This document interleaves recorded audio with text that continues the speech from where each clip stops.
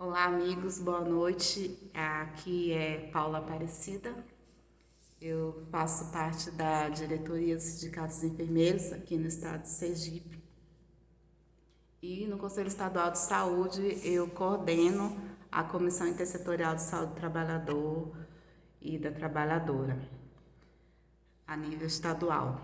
Nós temos essa comissão estadual. E nós temos visitado os municípios e conversado com os enfermeiros de toda a rede estadual e das redes municipais também com relação às dificuldades que eles vêm enfrentando no que tange aos EPIs e ao próprio fluxo do paciente na rede, né? Com relação ao fluxo, alguns municípios conseguiram organizar a rede de forma que o paciente que liga dizendo que está com sintomas gripais, ele será conduzido para uma unidade. E o paciente crônico que precisa de alguma demanda da unidade básica de saúde, mas que não está com sintomas, ele é conduzido para outra unidade. Então, a gente tem aí o exemplo de Lagarto, que na sede eles têm 4 unidades de saúde e dessas 4 unidades, 2 ficam com atendimento de perdia, pré-natal e imunização, os crônicos, não gripais, né? E outra unidade fica com todas as síndromes respiratórias. Outras 2 unidades ficam com atendimento daquelas pessoas que ligarem dizendo eu estou com febre, tosse, dor de cabeça ou algum sintoma gripal, que coloca essa pessoa na situação de um caso suspeito. Então, eles conseguem dividir e já evita que a gente tenha aquela situação de, na mesma recepção, eu tenho uma gestante com imunidade baixa, que a própria situação fisiológica lhe confere, do lado de uma pessoa com febre e tossindo. Só que aqui mesmo na capital a gente não conseguiu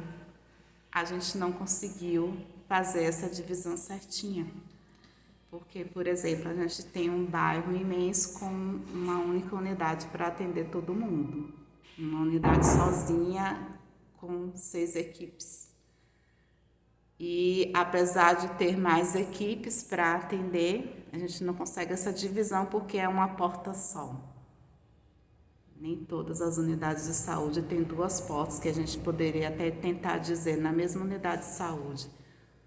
Uma porta seria para síndromes gripais e outra porta seria para os casos crônicos. Então, a gente não consegue fazer isso. E o que acontece?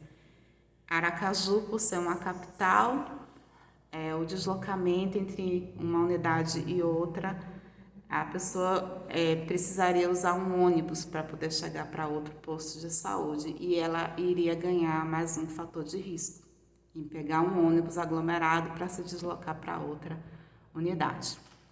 Então, em Aracaju, a gente não conseguiu dividir as unidades bonitinho, como consegue no interior, que as pessoas conseguem ir andando, caminhando, sem precisar de um transporte, né?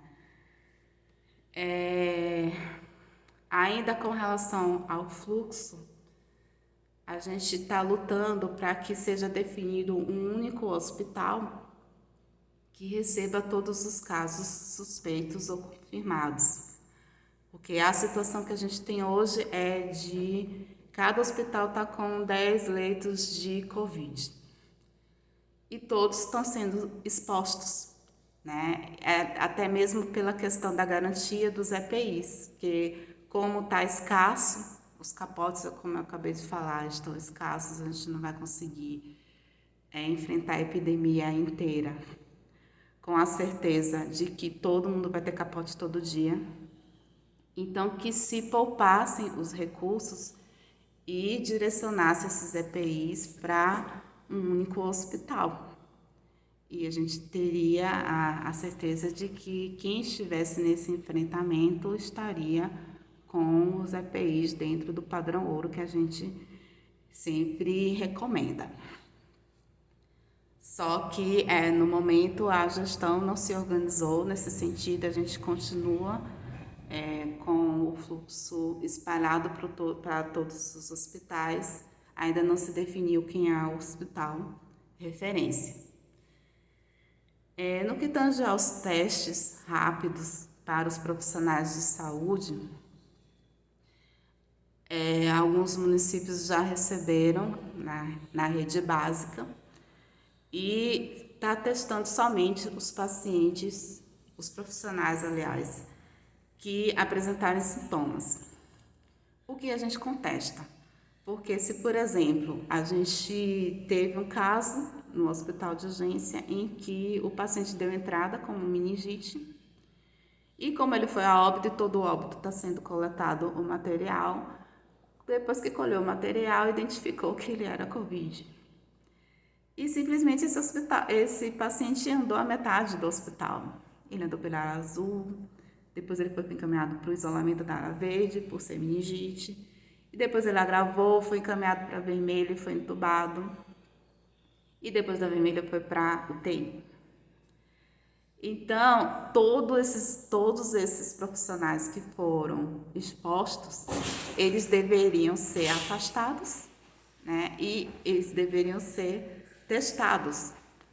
Mas isso não aconteceu, porque pela nota do Ministério da Saúde, esses profissionais podem continuar trabalhando de máscara e caso apresentem algum sintoma, é que eles serão testados. Mas a gente não concorda, porque inclusive tem pessoas que decidiram pagar pelo exame e fazer na rede particular e testaram positivo.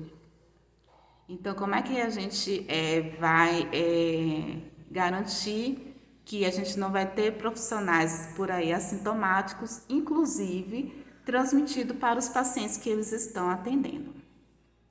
Então, a gente está aí na luta para rever esse protocolo, que inclusive ele diz que se a pessoa estiver com IgM positivo, ela pode voltar a trabalhar, e a gente sabe que o IgM, ele é indicador de que a doença ainda está na fase ativa.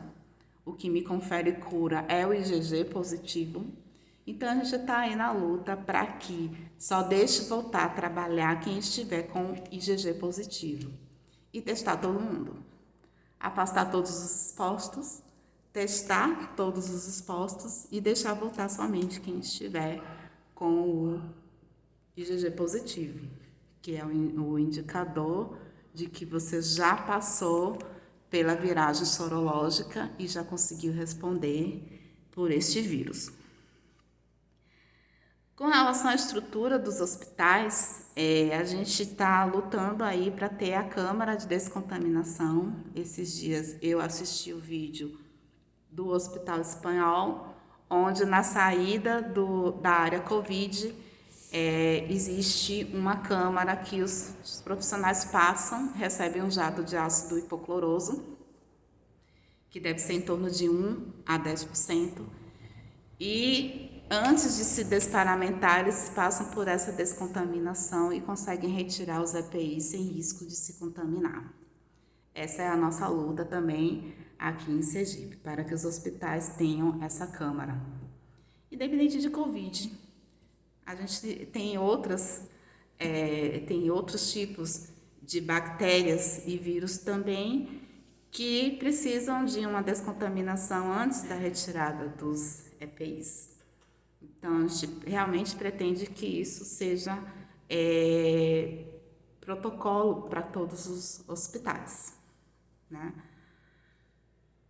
Com relação ao termo de recusa, a gente está estudando também como seria juridicamente e eticamente correto, quais seriam os artigos, qual seria a lei ou a parte da Constituição que a gente poderia utilizar como parâmetro legal para dizer eu não posso trabalhar enquanto não for garantido os meus equipamentos de proteção. individual e coletivo. Isso está sendo analisado pelo jurídico e assim que eu tiver alguma resposta, ou se vocês tiverem essa resposta, também agradeço. Acho que é hora da gente compartilhar, da gente somar, cada um dizer assim, olha, eu consegui resolver dessa ou de outra forma, mas esse está sendo o grande entrave, né? A gente não pode dizer, vou deixar a pessoa morrer sem assistência e ficar ali no hospital de urgência de mãos cruzadas. Então, isso certamente vai gerar alguma implicação jurídica, algum processo administrativo, em que a pessoa vai responder e até que prove que você estava em falta de EPI, até que prove que você estava dentro do seu direito, muitas águas vão rolar. Até porque o nosso próprio Código de Ética de Enfermagem, ele não é muito bem claro com relação a isso. Ele fala que a pessoa pode se recusar se não estiver nas condições ideais de trabalho, mas ele não fala o que fazer numa situação que a pessoa estiver morrendo na sua frente. Então, é muito fácil para um agente de saúde dizer, olha, hoje eu não vou atender, enquanto não derem as luvas que eu preciso e as máscaras que eu preciso para realizar meu trabalho com segurança. Mas ele não tem ninguém morrendo na frente dele, né? Agora, num serviço de urgência e emergência, a gente fica numa situação bem mais delicada do que o atendimento eletivo. Essa resposta a gente precisa encontrar, né?